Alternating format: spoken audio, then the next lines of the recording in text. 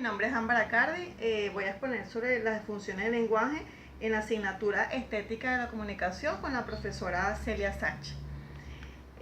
Para comenzar, vamos a conocer primero qué son las funciones del lenguaje.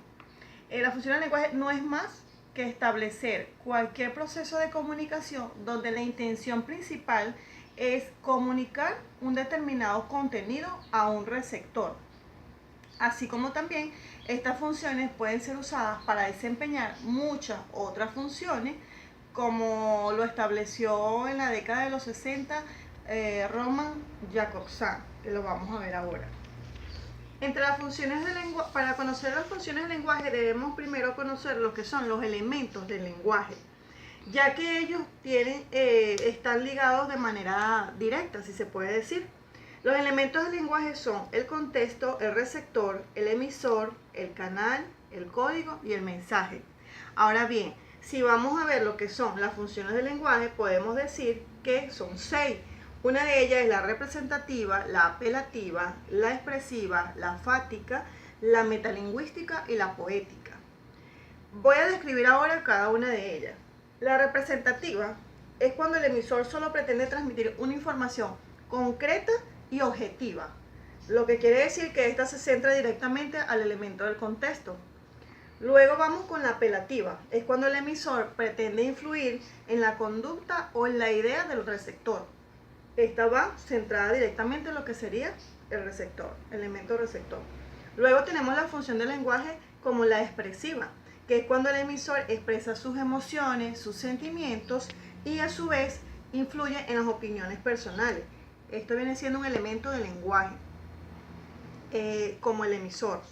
Luego tenemos la función fática, que es cuando el emisor comprueba que el canal de comunicación sí funciona. Por eso se llama el elemento que va ligado a la fática, sería el canal.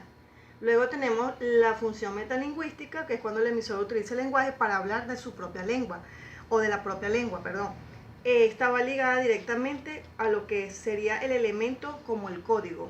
Luego está la función del lenguaje poética, que es cuando el emisor pretende que su mensaje resulte llamativo, o sea llamativo. Esto se le llama, va ligado directamente o se centra en lo que es el elemento del mensaje. Voy ahora con unos ejemplos de cada uno, algo sencillo.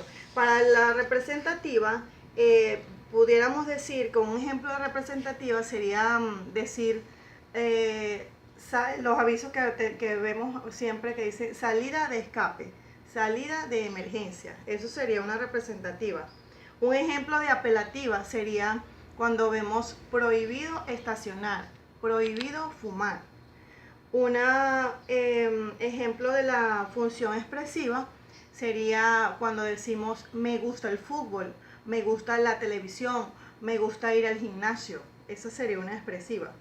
La función fática, el ejemplo sería cuando estamos hablando de algún tema y nos detenemos y preguntamos, ¿me entendieron o me oyen? Eso viene siendo lo que es la función fática. Cuando decimos que es una función metalingüística, un ejemplo sería el cómo se escribe, por ejemplo, una palabra, cuando lleva J o cuando lleva G, por ejemplo. Y cuando es una función poética, un ejemplo de esta sería, como dijimos, resulta ser llamativa. Por ejemplo, si utilizamos una expresión como las serpientes son las corbatas de los árboles. Eso es algo expresivo, ¿ok? O llamativo, ¿ok? Luego, bueno, para concluir un poco todo lo referente a las funciones del lenguaje, debemos recordar que las funciones principales del lenguaje, según Jakobson, era la de que los actos comunicativos no tienen por qué manifestarse en una sola función, lo que quiere decir que se pueden presentar varias funciones, pero evidentemente siempre hay una que, independientemente de que una predomine más que la otra, ¿ok? Bueno, esto es todo de mi presentación, espero haya cubierto las expectativas, profesora, muchísimas gracias.